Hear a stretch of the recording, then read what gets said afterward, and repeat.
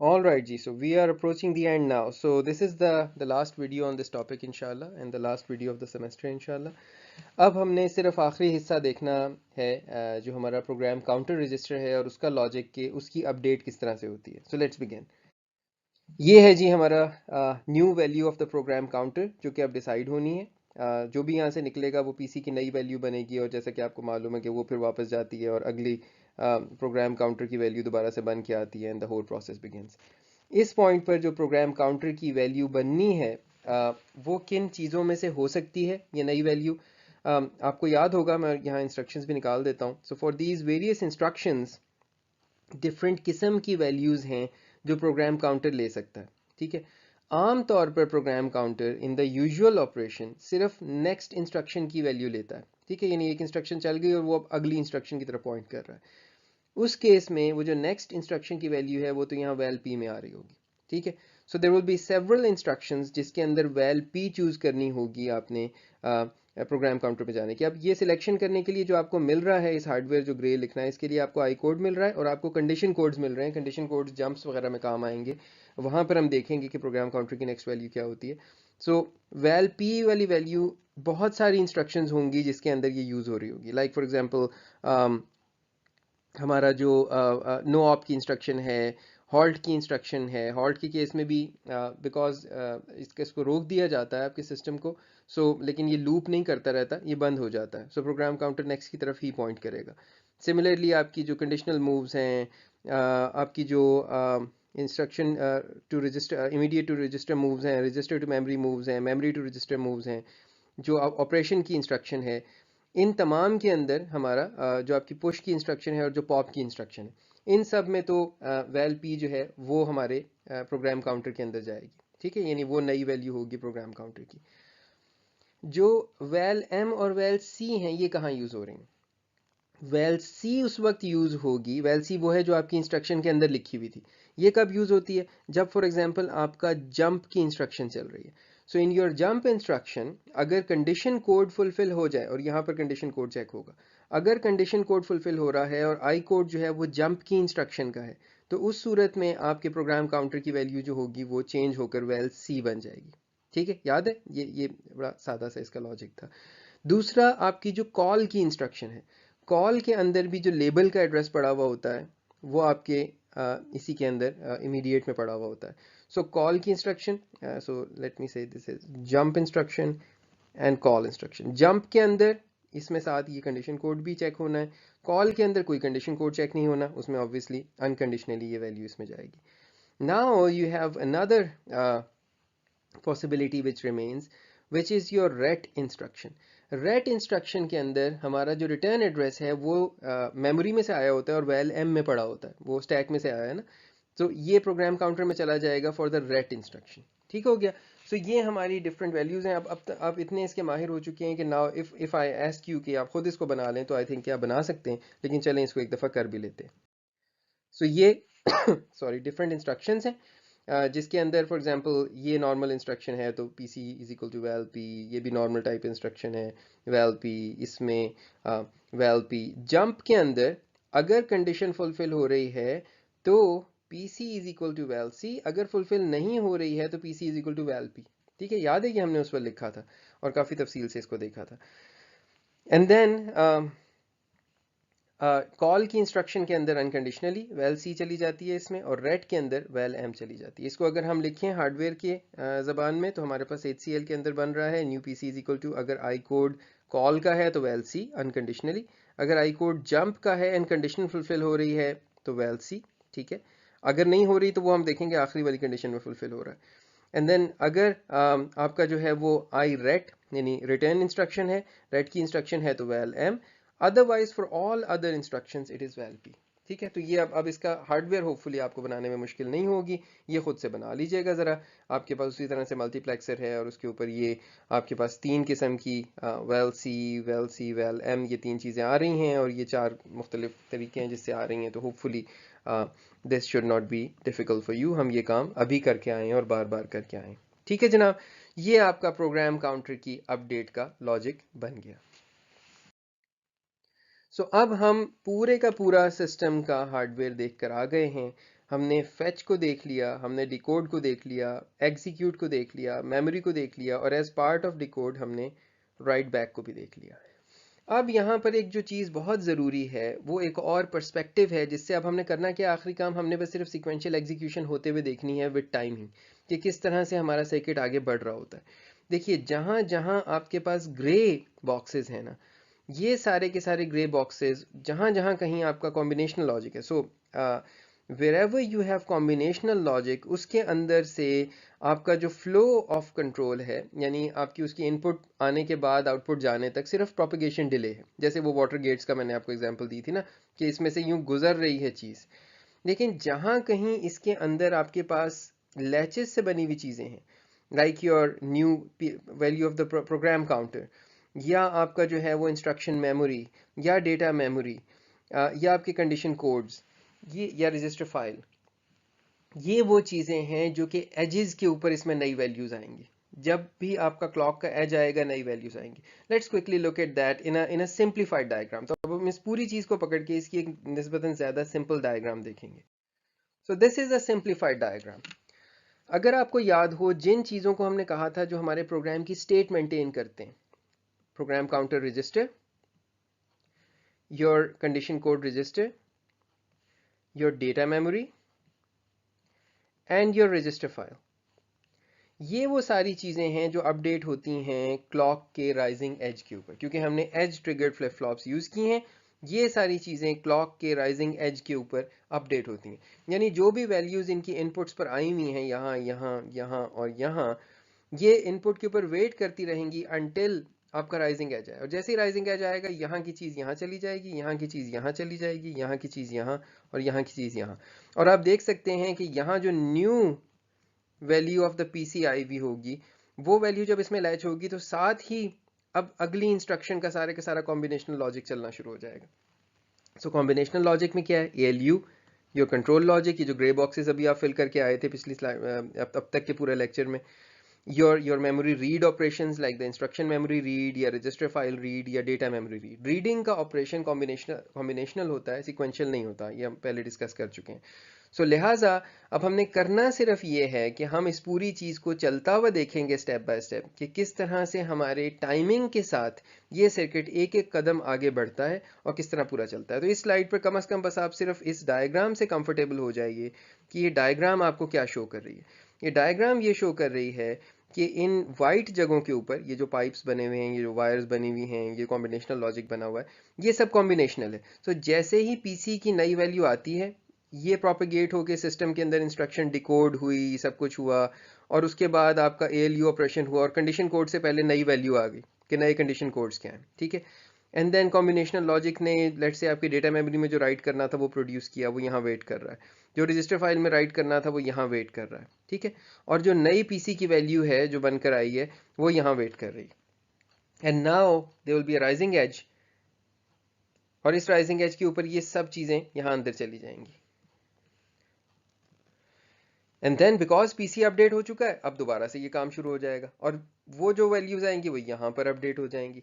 And so in one cycle एक instruction चलते चलते ये सिस्टम आगे बढ़ता चला जाएगा। तो इसको अब हम होते हुए एक नज़र देख लेते हैं। जी जनाब, तो ये हमारे सामने कुछ इंस्ट्रक्शंस लिखी हुई हैं। एड्रेस नंबर 0 के ऊपर इंस्ट्रक्शन है इमीडिएट टू रजिस्टर मूव की, जिसमें हेक्साडेसिमल 100 मूव हो रहा है BX के अंदर, ठीक है। उसके बाद A के ऊपर इंस्ट्रक्शन पड़ी हुई है 00A के ऊपर immediate to register move DX के अंदर 200 रखा जा रहा है hexadecimal. Then we have another instruction add Q, जो कि DX और BX को जिनकी वैल्यूज़ पहले रखी गई हैं ऐड करता है, एंड इट प्रोड्यूसेस 300, ठीक है, और condition codes 000। Then we have a jump if equal instruction, क्योंकि इस वक्त 0 फ्लैग सेट नहीं हुआ हुआ लास्ट इंस्ट्रक्शन के अंदर, वी कैन क्लियरली सी के सारे फ्लैग्स जो हैं वो रीसेट हुए हैं, तो लिहाजा ये जंप नहीं होगी। एंड देन उसके बाद हेक्साडेसिमल 1F के ऊपर जो है हमारी last instruction register to memory move की पड़ी हुई है, जो BX की वैल्यू को वापस स्टोर कर देता है, जो कैलकुलेट हुई थी उसको वापस स्टोर कर देता है इस एड्रेस के ऊपर, यानी डिस्प्लेसमेंट 0 एंड द एड्रेस जो कि DX के अंदर पड़ा हुआ है विच इज़ 200, ठीक है, और ये वहाँ पर उस वैल्यू को स्टोर कर देता है। अच्छा, अब जो इम्पोर्टेंट बात है यहाँ पर देखने की वो ये है कि ऊपर आपको टाइमिंग नज़र आ रहा है, you can see the cycle 1, cycle 2, cycle 3, cycle 4। आपको 4 साइकिल्स यहाँ पे नज़र आ रहे हैं ऊपर। अब जो हमारी इंस्ट्रक्शंस हैं वो इस तरह से एग्जीक्यूट हो रही हैं कि जो ये फर्स्ट इंस्ट्रक्शन है ये साइकिल 1 में एग्जीक्यूट हुई है, यानी यहाँ से लेकर यहाँ तक के बीच में, और इसके रिजल्ट्स यहाँ पर लैच हुए हैं इस राइजिंग एज के ऊपर। एंड देन ये जो इंस्ट्रक्शन है ये साइकिल 2 में एग्जीक्यूट हुई है और इसके रिजल्ट्स अभी अभी लैच हुए हैं। हम इस पॉइंट पे खड़े हुए हैं इस वक्त, और अब ये लैच करने के बाद इस वक्त ये इस इंस्ट्रक्शन को एग्जीक्यूट करने के फेज़ में पहुंच चुका है। साइकिल 3 हमारा शुरू हो रहा है। अब इस वक्त प्रोग्राम काउंटर के अंदर यू कैन सी के हेक्साडेसिमल 14 है, meaning the program counter is pointing here. ये वाली इंस्ट्रक्शन अंदर जाके अब यहाँ पर फेच, डिकोड और एग्जीक्यूट के साइकिल्स में से गुजर रही है। But you can clearly see के जो आपका जो आपके ये जो कंडीशन कोड्स हैं ये 100 पे सेट हुए हैं, 000 पे नहीं हुए हुए, मीनिंग ये इसमें कोई पुरानी वैल्यू है जो इस वक्त पड़ी हुई है। इसी तरह से कंडीशन कोड्स की अलावा हमारे पास यहाँ डेटा मेमोरी के अंदर जो भी वैल्यू होगी वो इससे पिछली यानी ग्रे वाली इंस्ट्रक्शन की इसकी वैल्यू पड़ी हुई होगी। रजिस्टर फाइल में यू कैन सी के bx की वैल्यू 0x100 पड़ी हुई है, हेक्साडेसिमल 100। जबकि जब ये इंस्ट्रक्शन चलेगी साइकिल 3 वाली तो हमारी इसकी bx की वैल्यू चेंज होकर 300 हो जाएगी। ठीक है, तो लिहाजा अभी हम इस पॉइंट पर जहाँ आप हमें साइकिल में देख रहे हैं, हम यहाँ इस पॉइंट पर खड़े हुए हैं जहाँ पर स्टेट वाली मेमोरीज में, यानी जिन चीज़ों में स्टेट मेंटेन होती है उसमें पुरानी इंस्ट्रक्शन की, साइकिल 2 वाली इंस्ट्रक्शन की चीज़ें अभी अभी लैच हुई हैं। ठीक है, और लैच होने के बाद यू कैन क्लियरली सी कि ये 0x14 यानी because PC contains the address of the next instruction, तो अब इस वक्त पीसी ने इस 14 को आगे भेजा है। ये कॉम्बिनेशनल लॉजिक से सब कुछ बहकर आहिस्ता आहिस्ता यहाँ पर आकर इन जगहों पर अवेलेबल हो जाए। आहिस्ता आहिस्ता से मेरा मतलब है after the propagation delay TP ये सब कुछ अवेलेबल हो जाएगा। तो लिहाजा अब इस साइकिल के अंदर हम प्रोसीड करेंगे एंड देन हमारा नेक्स्ट चेक पॉइंट जो है ये पॉइंट 2 होगा। हम देखेंगे कि right before the rising edge situation क्या है। So if we are all on the same page, let's move on to the next instruction. ठीक है जी।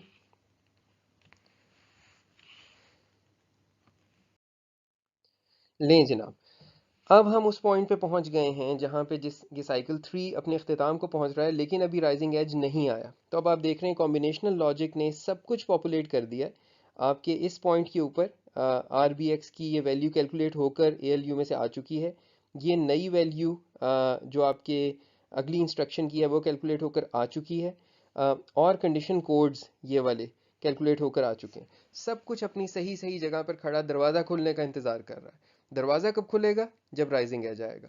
सो ये यहाँ से आपके जहन में अब क्लैरिटी आनी चाहिए कि किस तरह से हमारा माइक्रो प्रोसेसर इंस्ट्रक्शंस को एग्जीक्यूट करता है और किस तरह ये राइजिंग एजेस के ऊपर हर चीज़ लाइन अप हो रही होती है।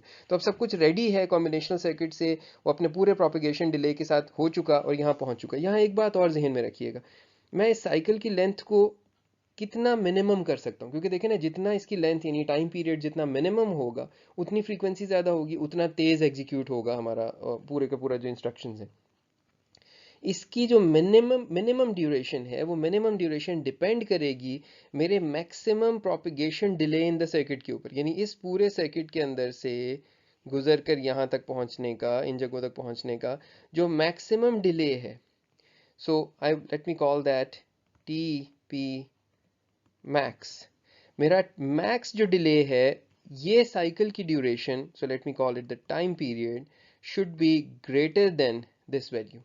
ठीक है, यानी इससे थोड़ा सा ग्रेटर देन कम से कम होना जरूरी है ताकि राइजिंग एज से पहले ये सब काम हो चुके हों और सारी वैल्यूज वेट कर रही हों सही जगह पर। वरना क्या होगा, अगर उससे पहले राइजिंग एज आ गया और अभी आंसर्स यहाँ तक पहुंचे ही नहीं हैं इन जगहों तक जहां उन्होंने पहुंचना था, तो क्या होगा कि जब राइजिंग एज आएगा जो भी पुरानी चीज जो भी जंक पड़ा होगा इन वायर्स के ऊपर वो लैच हो जाएगा हमारी लैचेस के अंदर। तो ये एक इंपॉर्टेंट पॉइंट है समझने का कि जब हम अपने टाइम पीरियड को और फ्रीक्वेंसी को माइक्रो प्रोसेसर की, इसको हम इंस्ट्रक्शन फ्रीक्वेंसी कहते हैं, इस इंस्ट्रक्शन फ्रीक्वेंसी को जब हम सेटअप कर रहे होते हैं, कैलकुलेट कर रहे होते हैं, तो हमारे सामने यही क्वेश्चन होता है कि हमारे सर्किट का, ये भी क्वेश्चन होता है कि हमारे सर्किट का मैक्सिमम प्रोपेगेशन डिले टाइम जो है वो कितना है, और हमें उससे थोड़ा सा ज़्यादा कम से कम रखना है अपने टाइम पीरियड को जो प्रोसेसर की एग्जीक्यूशन का। ठीक है, एंड एज यू नो कि प्रोसेसर की जो फ्रीक्वेंसी है दैट इज़ 1/t, और ये चीज़ आप ऑलरेडी हम पहले डिस्कस करके आए हैं।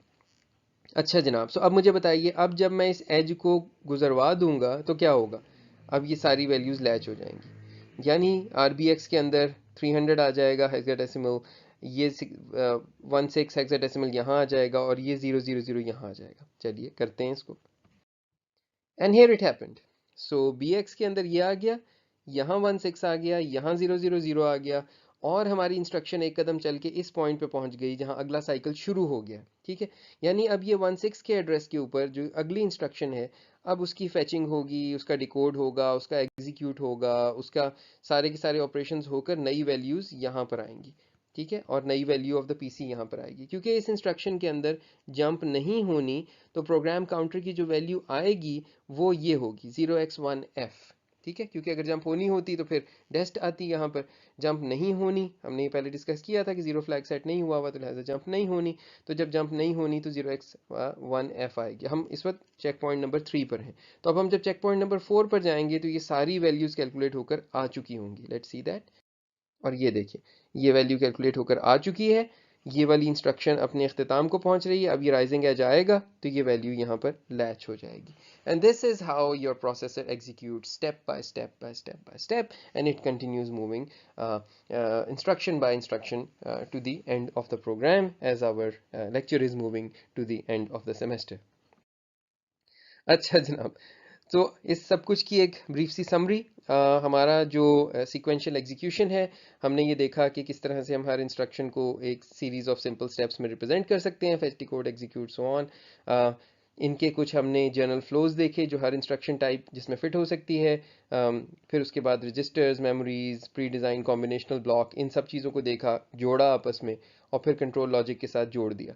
इस सब कुछ का एक बहुत जो चंद लिमिटेशंस हमें नजर आई वो ये है कि इन रियलिटी ये बहुत स्लो है। उसकी वजह ये है कि हमें पूरी की पूरी इंस्ट्रक्शन का जो टोटल प्रोपिगेशन डिले टाइम है उससे हम लिमिट हुए हुए हैं कि कितना छोटा हमारा साइकिल की टाइम पीरियड हो सकता है। ठीक है, so in one cycle it must propagate through the instruction memory, register file, ALU, data memory, सारा कॉम्बिनेशनल काम जो है वो एक ही साइकिल के अंदर होने की ज़रूरत है। तो हम ये बड़ी सख्त बाउंड है हमारे ऊपर। एंड देन हमें इस वजह से अपने क्लॉक को बहुत स्लो चलाना पड़ता है। So hardware unit is only active for a fraction of a clock cycle, यानी कि बेसिकली जो सारे, यानी इस पूरे के पूरे साइकिल में अगर आप देखें, जो एक राइजिंग एज से शुरू होता है और अगले राइजिंग एज तक पहुंचता है, सो बेसिकली यहाँ से लेकर यहाँ तक का जो आपका साइकिल है, इसके अंदर हर यूनिट बहुत थोड़ी देर यूज हो रहा होता है। So the utilization is very low. आप देखें ना, इसमें से थोड़ी सी देर ALU यूज हो रहा होगा इस टाइम में, थोड़ी सी देर इसमें मिसाल के तौर पर जो है वो फेच का हार्डवेयर यूज हो रहा होगा, डिकोड का हार्डवेयर यूज हो रहा होगा, फिर ALU and so on and so fourth. तो हार्डवेयर अंडर यूटिलाइज हो रहा है।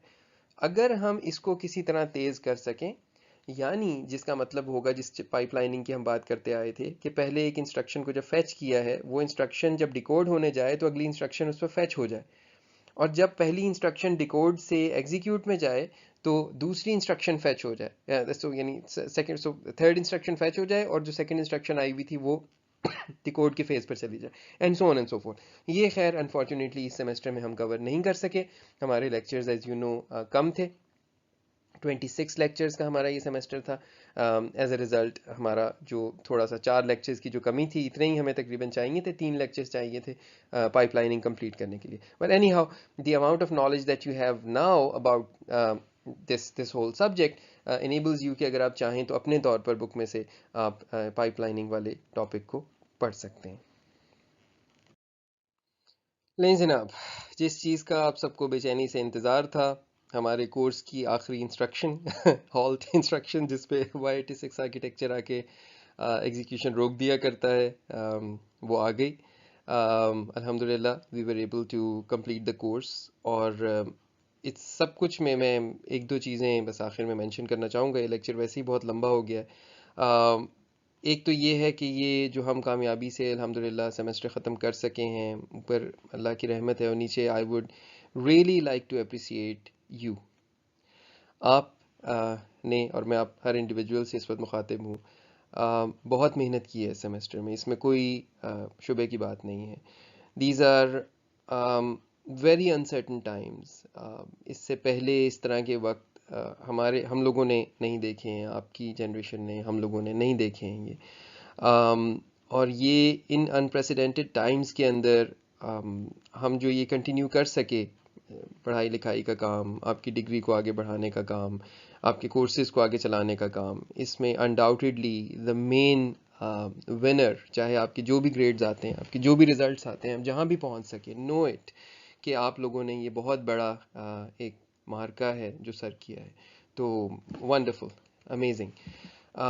दूसरी चीज़ मैं यहाँ पर जिक्र करना चाहूँगा अपनी टीम का, मेरे टीएस, मेरे तीनों टीएस, आयशा, अयाज, बिलाल, अल्हम्दुलिल्लाह दे हैव बिन अमेजिंग। सो मेरे टीचिंग के करियर में, आई think I have been teaching now for 10-11 years.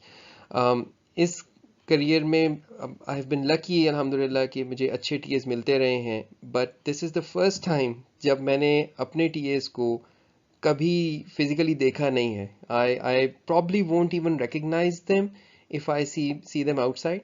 और देखें ये कितनी अजीब बात है, लेकिन इसके बावजूद these have been probably the best टीएज जो कि मुझे कभी भी मिले हैं। सो ये तीनों इंतहाई रिस्पॉन्सिबिलिटी के साथ, इंतहाई मेहनत के साथ पूरे सेमेस्टर लगे रहे। ये स्टूडेंट्स हैं, ये खुद भी यहाँ पढ़ रहे थे, और आपको मालूम है कि हमारे मिस्टेक्स होती रहीं। कभी क्विज़ में मिस्टेक हो गई, एक दफ़ा हमने पूरा क्विज़ ही, जो मैंने खुद रिव्यू भी किया था, वो पूरा क्विज़ ही हमने एक और टॉपिक का ले डाला, और फिर आपको खैर हमने उसके N- पॉलिसी के थ्रू आपको उसका फ़ायदा पहुंचाने की कोशिश की। तो मिस्टेक्स तो हुई, this was not smooth, but we all tried our best. तो मैं अपनी टीम, अपनी टीएस के लिए भी चाहूँगा कि उनको भी हम अप्रिसिएट करें इस मौके पर, कि उन्होंने जितनी मेहनत की पूरे सेमेस्टर। इस सेमेस्टर में हमारी कोशिश थी कि हम जिस हद तक आप लोगों के लिए चीज़ों को आसान कर सकें करें। वी न्यू कि every one is going through extremely trouble times. आपको फील हुआ कभी कभी कि हम हर हफ्ते क्विजेज ले रहे हैं, ज़्यादा है, लेकिन आपको शायद अब जाके अंदाज़ा हो गया होगा कि बजाय इसके कि हम चंद बड़े बड़े इम्तिहान ले लेते, या सबका सब आपको आखिर में पढ़ना पड़ता, इस वक्त फ़ाइनल की तैयारी में मुझे उम्मीद है कि आपको बहुत ज़्यादा चीज़ें तैयार करने की ज़रूरत नहीं है। आपकी असाइनमेंट्स थी वो हमने कम कर दी लेक्चर्स कम होने की वजह से, लेकिन इससे नीचे अगर ले जाते तो कोर्स का फिर कोई ऑब्जेक्टिव रह ना जाता, कोई फ़ायदा आपको ना होता।